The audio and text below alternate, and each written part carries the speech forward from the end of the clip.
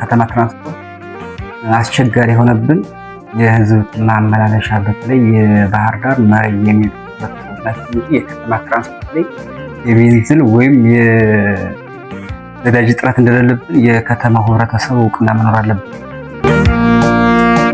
ባጃጆች ታሪፋቸው 10 ብር ነው።